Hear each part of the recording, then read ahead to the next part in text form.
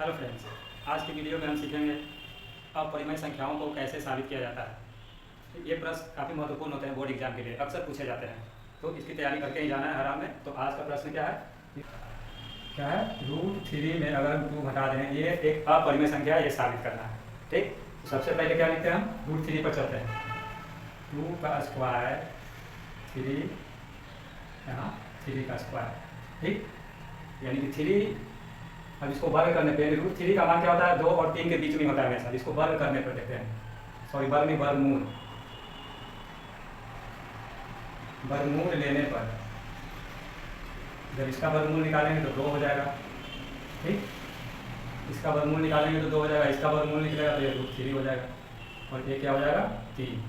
अब 2 और 3 के बीच में आ रहा है √3 का मान, ठीक, जबकि 2 और 3 क्या है, 2 और 3 पूर्णांक है, और 2 और 3 के बीच कोई पूर्णांक और एक्स्ट्रा नहीं है, जबकि यहाँ पर तो √3 आ रहा है। तो हम कह सकते हैं कि √3 पूर्णांक नहीं है, ठीक। तो क्या है, तो चलते हैं मान लेते हैं। एक बार अपरिमेय संख्या साबित करना होता है तो इसके जस्ट उल्टा मान के चलते हैं। मान लेते हैं √3 क्या है, परिमेय संख्या, ठीक। माना √3 बराबर परिमेय संख्या। परिमेय संख्या कैसे होता है, p/q के फॉर्म में होता है, ठीक। परिमेय संख्या हमेशा p/q के फॉर्म में होता है, जहाँ q क्या होता है, नॉट इक्वल टू 0, यानी 0 के बराबर नहीं होना चाहिए। तो हमने मान लिया √3 एक पूर्णांक है, तो p/q इसके बराबर होने चाहिए। अब ये दोनों तरफ इसको वर्ग करने पर, दोनों तरफ वर्ग करने पर, जब दोनों तरफ वर्ग करते हैं तो यहाँ पर √3 का वर्ग क्या हो जाएगा 3, और p और q का वर्ग निकालते हैं तो क्या हो जाएगा p², और यहाँ q²। यहाँ तक p² और q² क्या हो गया, ये भिन्न हो गया। अब अगर भिन्न हो गया तो इसको ऐसे करते हैं, एक स्टेप और चलते हैं, इसमें से एक q इधर लेकर के आ जाते हैं। 3q = p²/q। अब ये दोनों में कोई सामान्य गुणनखंड नहीं है, तो ये पूर्णांक हो गया। अब यहाँ देखिए, ये तो हो गया हमारा पूर्णांक, जबकि ये हो गया हमारा क्या, भिन्न। ये हमारा क्या हो गया, पूर्णांक। और पूर्णांक और भिन्न कभी दोनों आपस में बराबर नहीं हो सकते। पूर्णांक नॉट इक्वल टू क्या होता है, भिन्न।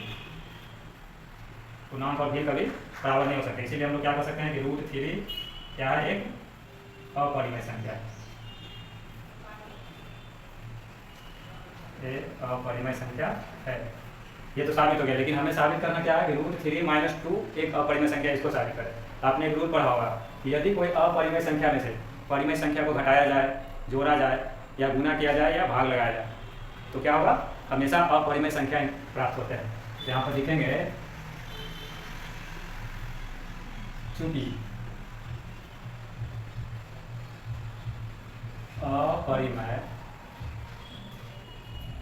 अपरिमेय संख्या माइनस परिमेय संख्या बराबर क्या प्राप्त होते हैं, अपरिमेय संख्या, ठीक। यहाँ क्या है, √3 - 2, यानी √3 हमारा अपरिमेय संख्या हो गया, और 2 क्या हो गया, परिमेय संख्या। अपरिमेय से परिमेय घटाएंगे तो क्या प्राप्त होगा, अपरिमेय ही, यानी कि ये भी क्या हो गया, हमारा अपरिमेय संख्या ही हो गया, ठीक। और यही हमें क्या करना था, साबित करना है,